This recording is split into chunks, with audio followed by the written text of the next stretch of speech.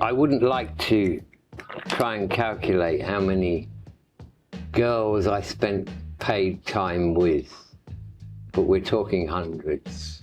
I'd take them for the whole night, and I'd want to know their life story, you know. There are 3 types of girls that get involved in the sex trade in Thailand. Hi everybody, Pete here from Irish Times. What's the story? I hope you're keeping well. Today I'm going to interview Thailand expat Paul Wallis, who spent 37 years in Thailand. And by Paul's own admission, he's been involved with Thailand's sex workers. And in this video, he's going to discuss the intricacies of Thailand's sex industry. Paul's going to discuss the recruitment process to becoming a sex worker in Thailand. He's also going to talk about what type of people get involved in Thailand's sex trade, as well as how sex workers cope mentally having sex with total strangers. So let's get into it. Paul, how's it going? Great, Pete. Lovely to see you again. Lovely to see you. A long time no see. It has been. It has been. So you've been here in Thailand for many years, right? Can you tell us about the nightlife scene in Thailand, the kind of from the perspective of a sex worker? I can actually, yes. I can do that. Yeah. I have to admit that there was a period in my life of maybe 9 years between me starting to work as a teacher here in Bangkok and between meeting my wife. So for 9 years, I wouldn't like to try and calculate how many girls I spent paid time with, but we're talking hundreds. And I like to start by saying this.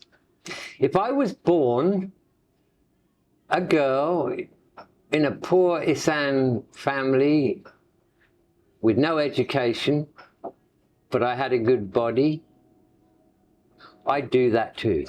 I'd sell my body for a chance for a different life.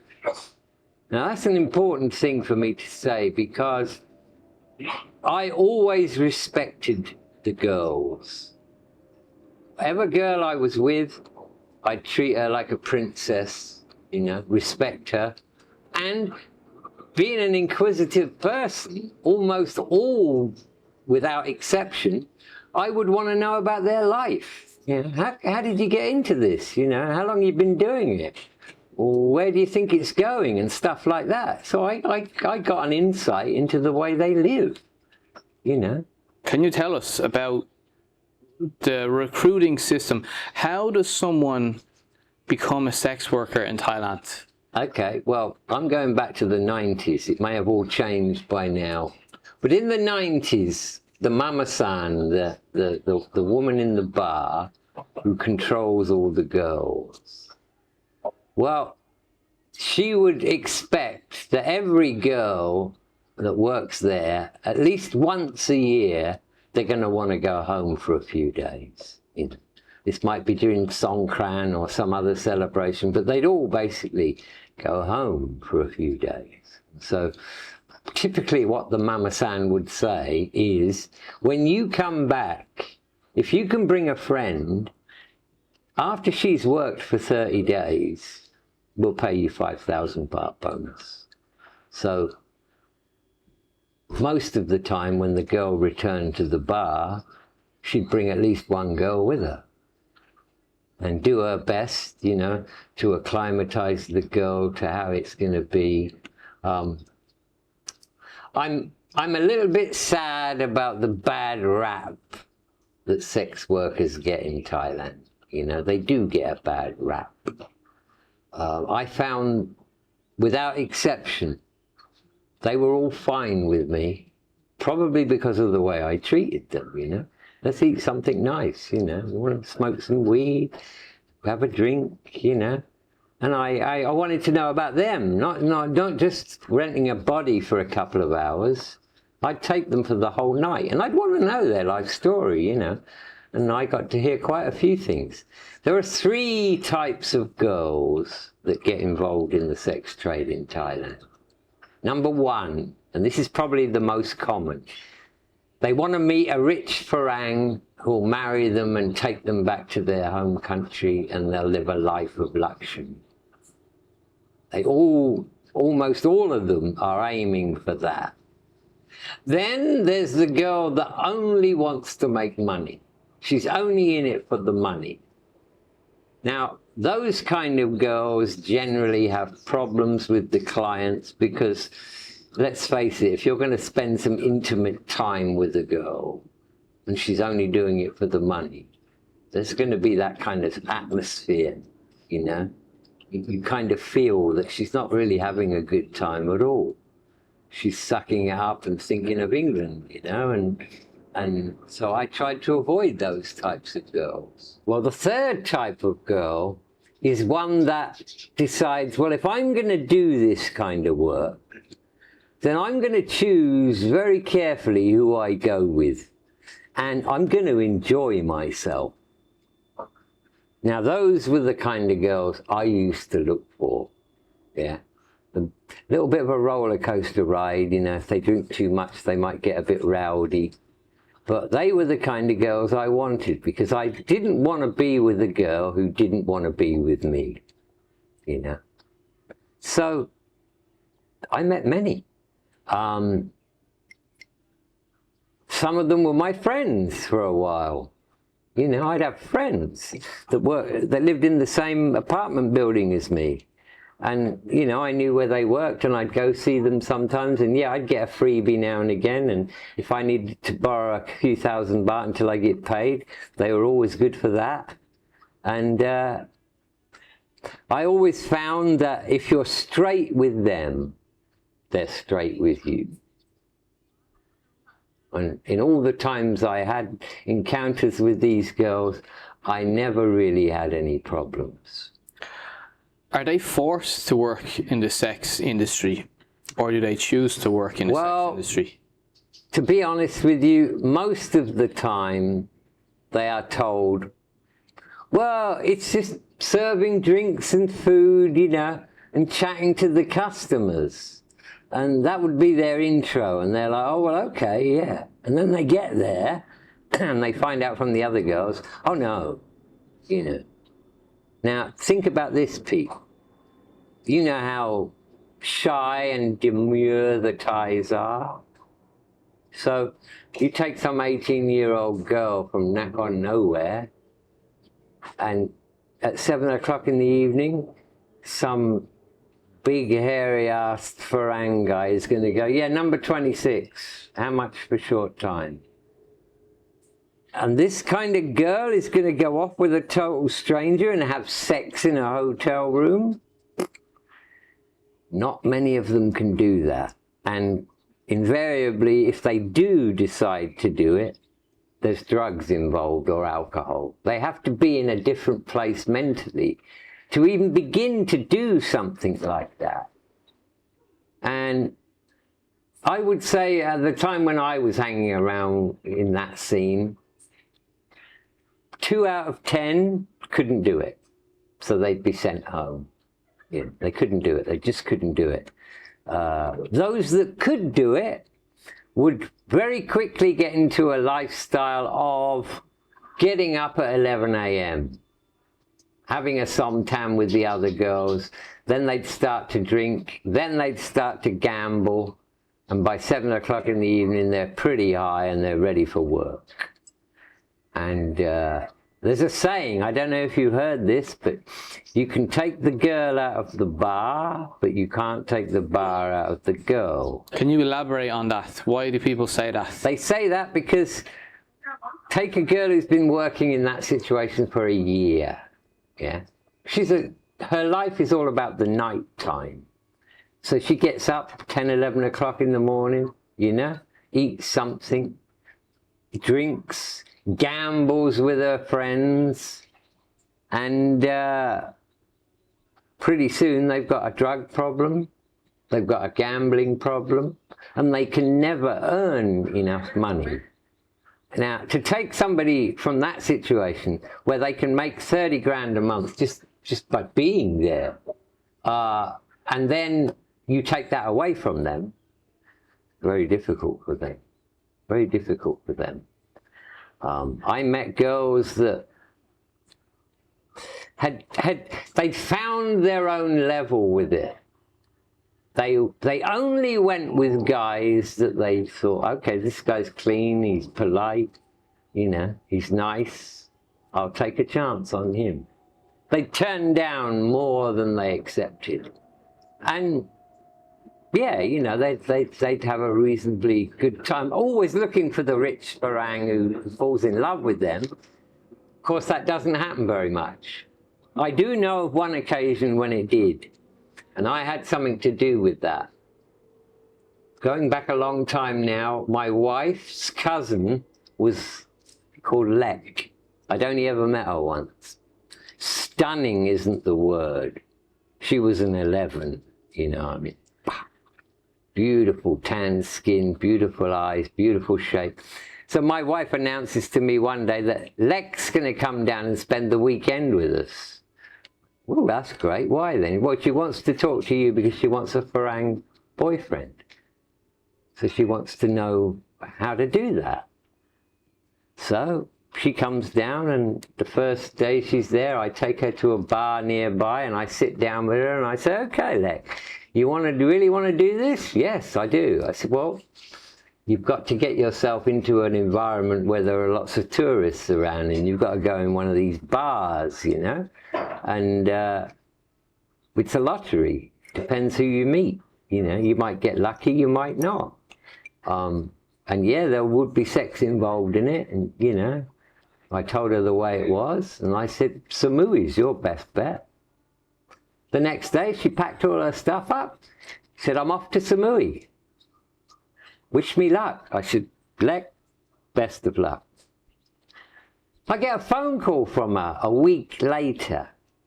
Oh, I was so lucky. My second day of work at this bar, still hadn't been with any guy. An English guy turns up and they play this slot the four game, you know, where you put these round things in this thing and you have to make a line of four. And they play a few games of that, and he's about 27, 28, she's about 18, and they click. And she said, he's now sending me money. He's sending me 15,000 baht a month, and he'll be back in 3 months and we'll get married and he's going to take me home to live in his country, in England. Wow, I was amazed. And to this day, they're still in England. They have 2 grown-up kids, and she has a wonderful life. He worked on the oil field, so money was there. She was one of the very few who threw her line into the water first time and hooked a big fish. So many don't, but she did, yeah. What about the sad stories? You must have some failures. I have one particularly sad story. I was living with my wife, and our first son Jerry was about a year old. We had a room in a condo unit in Chok Chai Si, and we were on the top floor, the 5th floor. I wasn't doing the girly thing then. I'd had enough of that. But one of the girls who lived a couple of rooms away from us was in the game. She was in the game. She came to our room many times, you know, to play with our little boy, and she was a nice girl. And she told me that she'd met this Japanese guy last year and they fell in love. And he was going home to divorce his wife and sell his house and come back for her, and everything would be great. So it turned out that 2 or 3 months down the road, she hadn't heard anything from him. And she's with her friend one night in their room, and they drank a little bit too much beer, and she decided to end it all. So she got out onto the little balcony where the room was. She climbed over the fence, over the barrier, 5 floors up, and her friend's there trying to stop her doing it, and her friend grabs hold of her shirt, her t-shirt, and she slips straight through. Dead. Now here's the sad bit. The next morning, who turns up? the Japanese guy with the bunch of flowers. He's sold his house, he's divorced his wife, and he decided to surprise her by coming back, and we're going to have a new life together. And I saw this guy in the reception area where the owner of the condo building said, I got something really, really terrible to tell you. She jumped last night. Oh boy. He went down on his knees. He couldn't stand up. He dropped the bouquet of flowers and he was crying his eyes out. Such lousy timing, Pete. Such lousy timing. If he'd have only phoned her and said, I'm nearly ready. But why didn't he call her? I don't know. 3 months of no contact. She figured he'd forgotten her. But he hadn't. And he thought, I'll surprise her. But he got the surprise. The worst surprise you could get. It was a tragedy. A tragedy.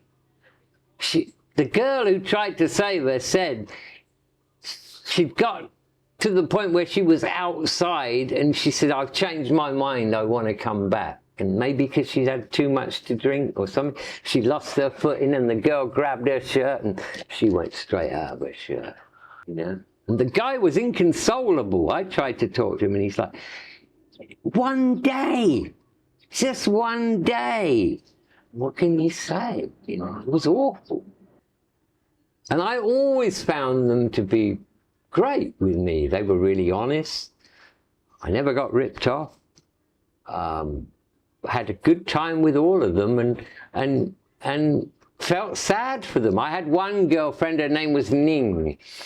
Beautiful girl. And she left home, told her mother and father she'd be back in a month and have the money for this and the money for that. She got straight into the sex work, found out she quite enjoyed it and made lots of money, but she got into gambling. And after 5 months of never going home, she got a message that her family have disowned her because she shamed the family because they found out what she's doing. So her decision to do that kind of work split the family up.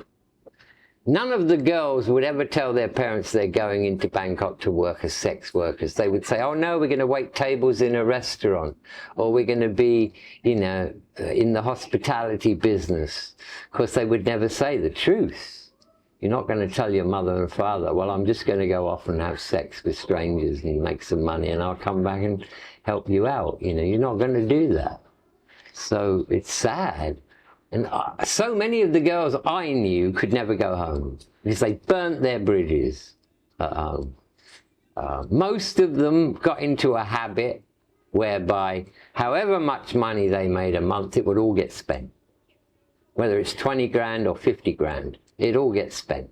Gambling, drugs, alcohol, good times. You know, there was no love involved with my relationship with Bargirls. It was just a good time.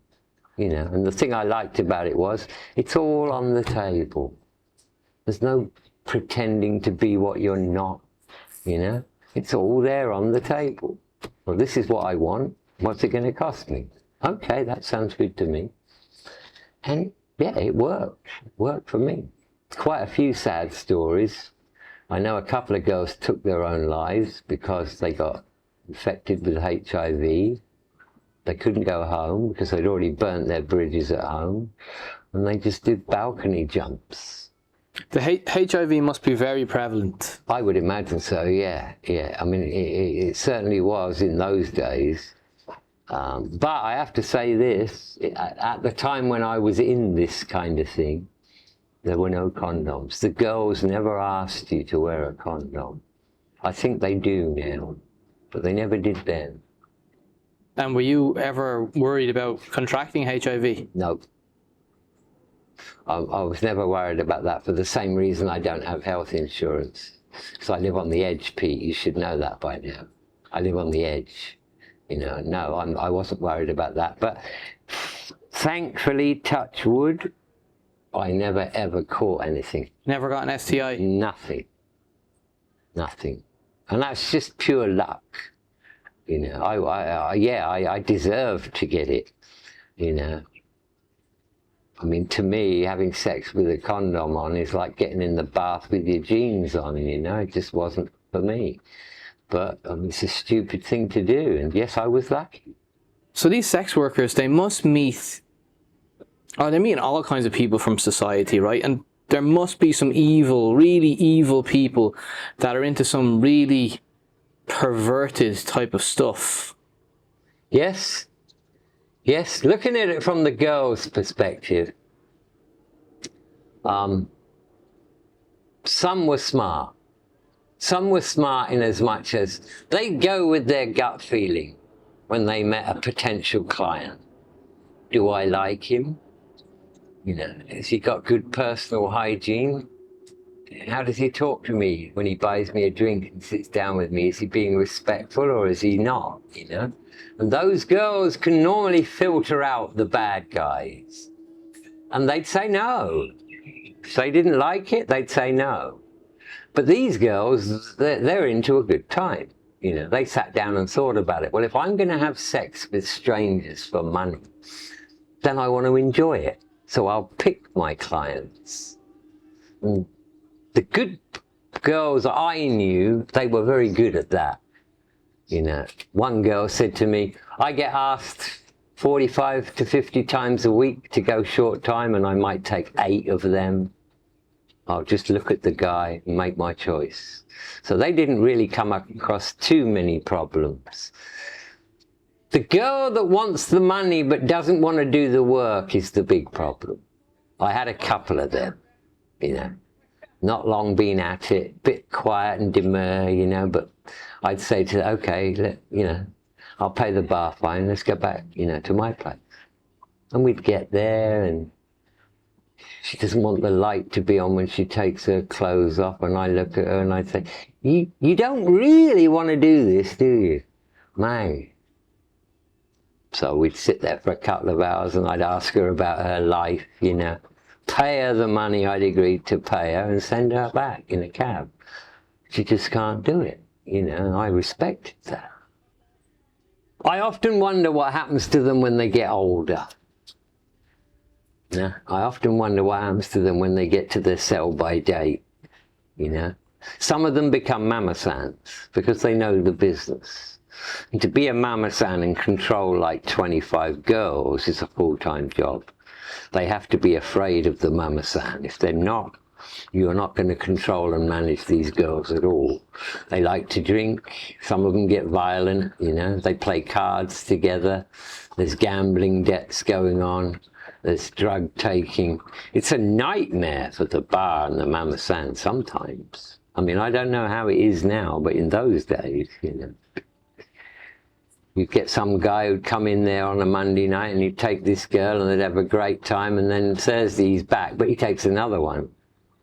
And then when that girl comes back after being with him, the other girl was not happier with that at all. I mean, it's a free market. You can't blame the guy. He had a good time with you, now he wants to have a good time with her, but they kind of put their ownership on it, you know. He's mine. You can't do that. You know, I heard of a lot of instances where the girl got scammed by the guy. You know, I'm going to come back for you. I'm going to marry you, you know. So she spends a whole week with him on Samui or Phuket, and they have a great time together. She really does everything she can to make him feel good because she thinks she's got a future. He's just spinning her a line. He's got no intention of ever seeing her again, you know. So the lies work both ways.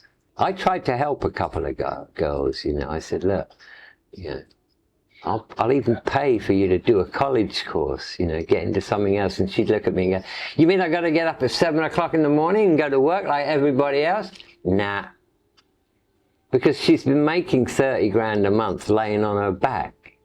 So you want to take a girl like that and put her in a factory for 7,000 baht a month, working 12 hours a day? It's not going to happen. It's just not going to happen. It's sad. I'm very pro sex workers because I feel for them. And I would have been one too if I'd born in their situation. I would have. I know that. You know, so I don't condemn them for doing it. It's a risky game. You know, the number that come out with something, you can count on one hand. You know, so many of them don't. All right, Paul. Cheers. So that was an interesting topic. Yeah, it's one that I thought, you know, I've seen too much online where they don't get any kind of recognition, and you know, there's another side to the story. They're just human beings looking to make a living, you know, and if they've never been anywhere or never seen anything, they want to know what life's like outside of their little bubble. And so, you know, they get drawn into it, and if they can crack the being able to strip off and have sex with a total stranger, if they can crack that, then yeah, they'll make lots of money if they want to make lots of money, but it'll ruin their lifestyle, it'll ruin their character. And so yeah, it's a shame. It's a shame.